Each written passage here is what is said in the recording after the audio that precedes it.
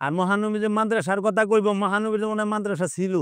হ্যাঁ, যে মাদ্রাসার কথা মহানবী মাদ্রাসা প্রতিষ্ঠিত করছে। মাদ্রাসায় এত মহাত্ম, মহানবী মাদ্রাসা করলো না। মাদ্রাসা দান করার মধ্যে কোনো সওয়াব নাই, কারণ রসুলের জমানায়, সাহাবীর জমানায় মাদ্রাসা ছিল না। মাদ্রাসার জন্ম হইল 1867 খ্রিস্টাব্দে। এই 1867 খ্রিস্টাব্দে দেওবন্দ নামক মাদ্রাসা ভারতবর্ষের দেওবন্দে প্রতিষ্ঠিত করে খলিল আহমদ আমবুটি, মাওলানা কাসেম নানুতুবি, এই দুইজন। এবং ওহাবিবাদের সবচেয়ে ভারতবর্ষে যে এজেন্ট, যেটা থেকে ওহাবিবাদটা প্রচার হয়, সেটা হলো দেওবন্দ মাদ্রাসা। মাদ্রাসায় দান করার কথা কোরআনে কই আছে? কোরআন বলছে সূরা বাকারার 177 নম্বর আয়াতে 6টা স্থানে দান করবা। 6 স্থানে দান করার কথা, যে এইখানে দান করলে তোমাদের সওয়াব হবে, পুণ্য হবে। সেটা কি?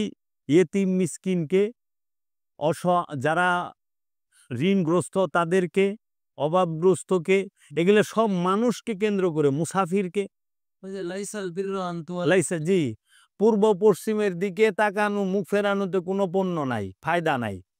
ফায়দা কি? আল্লাহতে ঈমান আনলে, আল্লাহর কিতাবের প্রতি ঈমান আনলে, আল্লাহর রসুলের প্রতি ঈমান আনলে, তারপরে এই আমলে সালেহা করলে, এইরকম ভাবে 5টা শর্ত দিছে। সত্য সাক্ষী দিলে, জি, তারপরে প্রতিশ্রুতি রক্ষা, আর আল্লাহর মাল, আল্লাহর মহব্বতে মাল দান করবা 6 জায়গায়। সূরা বাকারার 177 নম্বর আয়াতে স্পষ্ট কইছে। অহনে বর্তমান সমাজে এইটারে বন্ধ করে দিয়া, এই মানুষ অহনে টাকা দেয় না, ওই যে উঠাই দিছে মোল্লারা, এই মানুষ, এরা তো নামাজ পড়ে না, এদিকে টাকা দিচ্ছেন। এরা আইগা হুসে না, মুইতা পানি লয় না, দেখেন না, এরা নেশা পানি খাইব, এরা মানে যত নেগেটিভ কথা আছে মানুষের বিরুদ্ধে বইলা, এই ভিখারিগো টাকা দিলে সওয়াব নাই, লয়ে গেছে মাদ্রাসা। মাদ্রাসা বাচ্চারা হিফজি পড়ে, এরা নামাজ পড়ে, এরা পাঞ্জাবি পাঞ্জাবি পিন্দা থাকে, এরা আল্লাহ বিল্লাহ করে। এখানে দেবেন আল্লাহ তো শর্ত দেন যে আল্লাহরে ডাকে হেরে টাকা দাও। আল্লাহ কইছে মানুষকে দাও, অভাবগ্রস্তকে দাও, মুসাফিরকে দাও। কয় নাই তো মুসলমান মুসাফিরের কথা না, তাই মসজিদে নিয়ে টাকা দেয়া হে ইজেডি। যে ভ্রমণকারী, হ্যাঁ দাও। তাহলে ভ্রমণকারী তো হিন্দু মুসলিম খ্রিস্টান নাই। জগতে কেউ প্রমাণ করা পারবো না মসজিদ এবং মাদ্রাসায় টাকা দিলে কোরআনে বলছে যে সওয়াব আছে। মানে টুকাই না হাদিস বানাইলে তৈব না। আর মহানবী যে মাদ্রাসার কথা কইব, মহানবীর মনে মাদ্রাসা ছিল। হ্যাঁ, যে মাদ্রাসার কথা, মহানবী মাদ্রাসা প্রতিষ্ঠিত করছে। মাদ্রাসায় এত মহাত্ম, মহানবী মাদ্রাসা করলো না। এখন কেউ যদি কয় যে তাইলে মসজিদে তো মানুষ নামাজ পড়তে ভালো কাজ করতেই যায়, জি, তাহলে দিলে কি সমস্যা আছে? না, এটার উত্তর কি দিবে? কোনখানে ভালো কাজ করতে সেই জায়গায় দিলে সমস্যা আছে? মসজিদে কি ভালো কাজ করতে যায়? নামাজ পড়তে যায়। নামাজ কি মসজিদ শর্ত? আল্লাহ কি কোরআনে কোথাও বলছে যে মসজিদে নামাজ পড়ানো লাগবো? দেখাক তো, মসজিদে নামাজ পড়তে হইব, ওইটা কোরআন শর্ত দিছে? আল্লাহ রাসূল বলেছে। আল্লাহর রসুল কোথায় পড়েছেন? আল্লাহর রসুল কোন মসজিদে? আল্লাহর রসুল তো নিজেই কাবা। আল্লাহর রসুল কাবারও কাবা, বাবারও বাবা।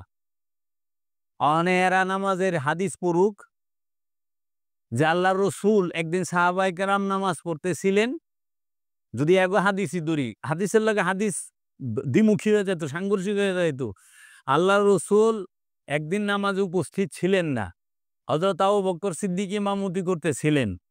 তো ওই মসজিদে ওইখানে নামাজের মধ্যে ছেলেরা ছিল সামনের কাতারে, মেয়েরা ছিল পিছনে, ছেলেদের পিছনে। তখন যখন আল্লাহ রসুলের ঘর থেকে ওই খালি দরজার এখান থেকে চুপি দিয়ে পর্দার ইয়ে থেকে দেখতেছিল, সঙ্গে সঙ্গে সঙ্গে সঙ্গে সেই ইমাম কি করছে? ওন থেকে উইঠা মুখ ঘুরায়া সোজা সবাইরে ধাক্কা দিয়া মেয়েদের সামনে আসছে। মেয়েরা সবাই ছেলেদের পিছনে চলে গেছে, ছেলেরা মেয়েদের সামনে আইসা গেছে। রসুলকে সামনে রাইখা সেজদা করছে।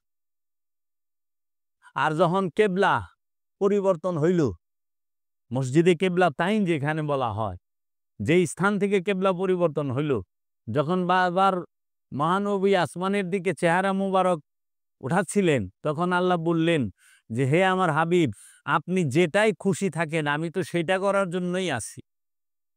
আপনি কেবলা পরিবর্তন করুন, এটা কিন্তু নামাজের মধ্যেই। তখন মহানবী কি করলেন? মসজিদ আছে। ইমাম কি থাকে সামনে, মুসল্লি পিছে। তখন মসজিদুল আকসা থেকে মসজিদুল সম্পূর্ণ বিপরীত দিকে। তখন মহানবী কি করলেন? ঘুরে গেলেন। ঘোরার সাথে সাথে তো সাহাবারা তো সাহাবার মহানবীর পড়ে গেল। মুখামুখি এলো না সামনাসামনি। তখন মহানবী সরায়া সবাইরে এইদিকে গুলল। কিউ কই যাইবেন? আপনারা কইলেন যে মসজিদে দিলে সমস্যা। মসজিদের থেকে বড় হইল কি? মানুষকে সেবা করা। আল্লাহর রসুল বলছে তোমরা জাহিলি যুগের মতো মসজিদকে চাকচিক্যময় করো না। তাহলে যেখানে আল্লাহ রসুলের নিষেধ যে এত চাকচিক্য, মসজিদ থাকবে একদম কি নরমাল সাদা মাঠা। এখন প্রতিযোগিতা লেগে গেছি, কে কত দামি ঝাড়বাতি লাগাই পারে, কে কত দামি এসি লাগাইতে পারে, কে কত দামি ফ্যান লাগাইতে পারে, কে কত দামি মার্বেল টাইলস লাগাইতে পারে। মসজিদেও তো সমস্যা আছে। মসজিদ চাকচিক্য করো না মানে কোন মসজিদ? এখন আল্লাহ যে কথা কইছে কোরআন, এটা তো কোরআন এবং আল্লাহর হাদিসে বলছে, এটা মহানবীর হাদিসে। মহানবী তো কখনো জাতের কথা বলে নাই। না। এখন সেই মসজিদটা তো হৃদয়। প্রতিটা মুমিনের কলবটাই হচ্ছে আল্লাহর ঘর মসজিদ। প্রতিটা মুমিনের কলবই হচ্ছে আল্লাহর ঘর মসজিদ। সেই মুমিনের কলবে আল্লাহ নিজে থাকে। আর ওই কলবকে মেজাজি রূপে দেখাবার জন্য জাহিরি মসজিদ, ইট পাথরের মসজিদ। মানুষের তৈরি মসজিদে আল্লাহ থাকে না, আল্লাহর তৈরি মসজিদে আল্লাহ থাকে। কারণ একটা মানুষকে আল্লাহ নিজে মুমিন বানান। মানুষ ইচ্ছা করলে মুমিন হইতে পারে না, আল্লাহ নিজে মুমিন। কারণ আল্লাহ নিজেই কইছে আমি যাকে আমি হেদায়েত করব, আমি হেদায়েত দান করব। যে হেদায়েত প্রাপ্ত সে হইল মুমিন, যে মুক্তিপ্রাপ্ত সে হইল মুমিন। তা আল্লাহ কইছে আমি মুক্ত করব, আমি হেদায়েত করব, আমি নির্বাচিত করব, আমি প্রেরণ করব। তাহলে এই মুমিন সে হইল মুক্তিপ্রাপ্ত, মুমিন সে হইল হেদায়েত প্রাপ্ত। আল্লাহ যে ঘরটা নিজে তৈরি করেন সেই ঘরটাই হয় আল মসজিদ বাইতুল্লাহ, আল্লাহর ঘর। এর জন্য প্রতিটা তো দেহের ভিতরে জি এই দেহ, এইটাই এই যে আমার দেহের মধ্যে যে অন্তর নামক যে স্থানটা, সেটাকে আল বাইতুল্লাহ বলা হয়, একমাত্র আল্লাহর ঘর বলা হয়। এটাকে কাবাও বলতে পারেন, কারণ কাবা যেটা আমাদের, কাবা মানে কি? লক্ষ্য।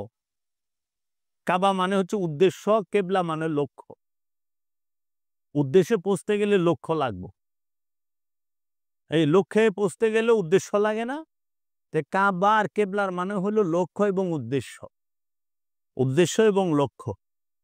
আর আমরা যাকে মক্কা শরীফে কাবা বলতেছি, এটাকে কিন্তু কোরআন কাবা বলে নাই, বলছে মসজিদুল হেরেম। এটাকে মসজিদ বলা হয়েছে, মসজিদুল হেরেম।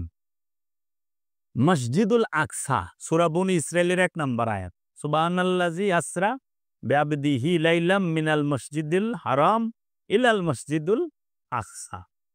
তো এই মসজিদ তৈরি করো কলবকে, অন্তরকে, হৃদয়কে।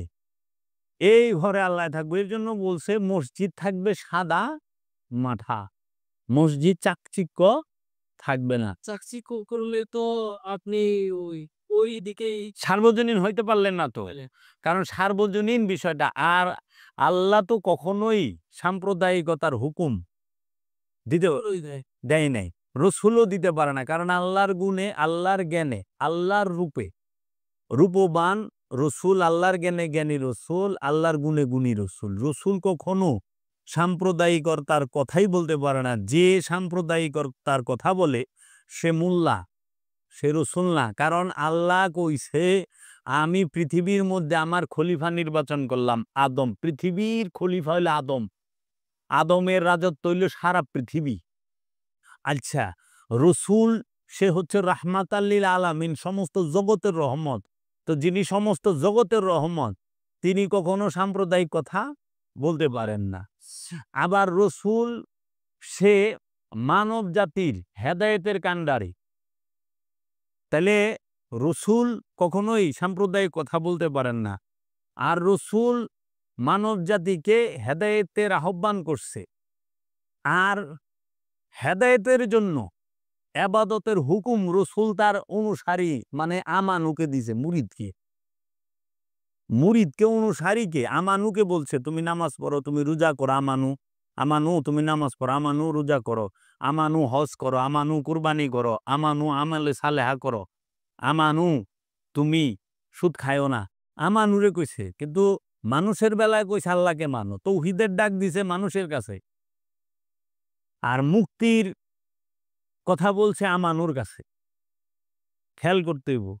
এর জন্য তৌহিদ আর শিরকের আলোচনাটা মানুষের কাছে আল্লাহ করছে, আল্লাহ রসুল করছে। আর দাসত্বের কথাটা আল্লাহ রসুল আমানুরে কইছে। তাহলে এই যে বিষয়টা, আর মুত্তাকি এবং মুমিনকে বলছে তোমাদের কোনো ভয় নেই, ভয় নাই, মুত্তাকি হইল, তোমরা নিশ্চিত। তারাই নিজেরাই মসজিদ, ওই মসজিদের মধ্যেই আল্লাহ আছেন। এর জন্য বলছে যে মসজিদে দানের কথা বলা, রসুল মাদ্রাসা প্রতিষ্ঠিত করে নাই, কারণ রসুল ভাষা শিখাইবার জন্য আসে নাই। কোরআনে কোথাও আছে রসুল ভাষা শিখাবার জন্য আসছে? কোরআনে আসছে রসুল 4টা কাজের জন্য আসছে। প্রথম সে আয়াত তেলাওয়াত করবে, দ্বিতীয় নফসের পবিত্রতা, তৃতীয় কিতাব শিক্ষা দিবে, চতুর্থ হলো হিকমত দান করবে। এই 4টা হলো রসুলের কাম। আর নবী কি করবে? শাহেদা মুবাশশিরা ও নাজিরা ওয়াদাইয়ানিল আল্লাহ বিইজনিহি ওয়া সিরাজাম মুনীরা।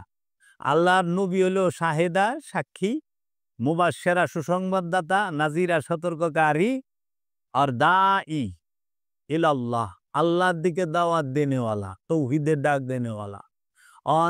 এই যে সৌদি আরবের ভেজাল শায়েক এরা দেখবেন লেখে দায়ী শায়েক হজরত ফাজিল শেখ নাম লেখছে। আমি সেদিন দায়ী, সাধারণ মানুষ তো বুঝে না দায়ী মানে কি। আল্লাহর দিকে দাওয়াত দেন হলা, ওরে কেরা পাঠাইছে আল্লাহর দিকে দাওয়াত দেন হলা? ফাজিল শেখ। আমি দেখলাম যে দায়ী শেখ শায়েক মোহাম্মদ ফাজিল শেখ। আরে ফাজিল মানে শেখ ফাজিল বাঁচার বেশি কথা। অন্যের সম্পদ মেরে খায়। আমার দাদার সম্পত্তি মেরে গেছে শেখ ফাজিল, রেকর্ডে নাম দিয়েছে, দেখছে শেখ আবার ফাজিল, ফাজিল শেখেরা আইছে। তাহলে এই যে বিষয়গুলো কে ধরবো এদের? এন মাদ্রাসা জন্ম হইল এই ভারতে সেদিনকে আজ থেকে 150 বছর, 153 বছর হয়েছে। 1867, 1867 থেকে ওইদিকে থাকে হইল 33 বছর, 1900 সাল। আর এদিকে হইল 123। তাহলে 33 আর 23 56 হয়, 156 বছর আগে। আজ থেকে 156 বছর আগে সারা দুনিয়ার মধ্যে সর্বপ্রথম মাদ্রাসা, ব্রিটিশ দ্রব্য। তাও আবার ব্রিটিশদের প্রতিষ্ঠিত, এবং বাদশাহ সৌদ এবং আব্দুল হাব নজদির ব্যাপক অর্থায়নে। ব্রিটিশ, বাদশাহ সৌদ এবং আব্দুল হাব নজদি এদের ব্যাপক অর্থায়নে। ব্রিটিশদের উদ্দেশ্যটা ছিল কি যে এই মাদ্রাসা প্রতিষ্ঠার মধ্যে দিয়ে এদের মধ্যে একটা দ্বন্দ্ব লাগাই রাখ না, ভেদাভেদ নাকি? ব্রিটিশ এবং সৌদ পরিবার এবং এই আব্দুল হাব নজদি মূলত তাদের এজেন্ড হলো ব্রিটিশ এদের উদ্দেশ্যই ছিল মোহাম্মদী দর্শনটাকে চিরতরে দুনিয়া থেকে উপরে ফেলা। মোহাম্মদী দর্শন থাকবে না, মোহাম্মদের নাম গন্ধ থাকবে না। এর জন্য ওরা কোরআন রাখবো, কিন্তু কোরআনের মধ্যে মোহাম্মদের নাম রাখবে না। এই ওহাবিরা দেখেন মসজিদ রাখবে, কিন্তু মসজিদে মোহাম্মদের নাম রাখবে না, খালি আল্লাহর নাম থাকবো। দেখেন আপনি সালাফিগো মসজিদে যান, সালাফিগো মসজিদে আপনি মোহাম্মদের নাম পাবেন না, মোহাম্মদ সাল্লাল্লাহু আলাইহি ওয়াসাল্লামের নাম পাবেন না, ওখানে সব আল্লাহর নাম। ওহাবিরা ওই যে বললে দেন না, ওয়াজ করে আল্লাহর মোহাম্মদের নামটা যেন বরাবর না হয়, উঁচা নিচা হবে। আল্লাহর মোহাম্মদ সাল্লাল্লাহু আলাইহি ওয়াসাল্লামের দরজা মাপে মোল্লা, এটা কি বেদবি না? যেখানে আল্লাহ কয়ে দিছে ইয়া আইয়ুহাল্লাযিনা আমানু, হে ঈমানদার আল্লাহর রসুলের আগে পা বাড়ায়ও না, আল্লাহ রসুলের কণ্ঠস্বরের উপর উচ্চ কণ্ঠে কথা বইল না, এই জায়গায় মোল্লায় আল্লাহ আর নবীর দরজা মাপে। তাকে আলাদা করে দেখো না।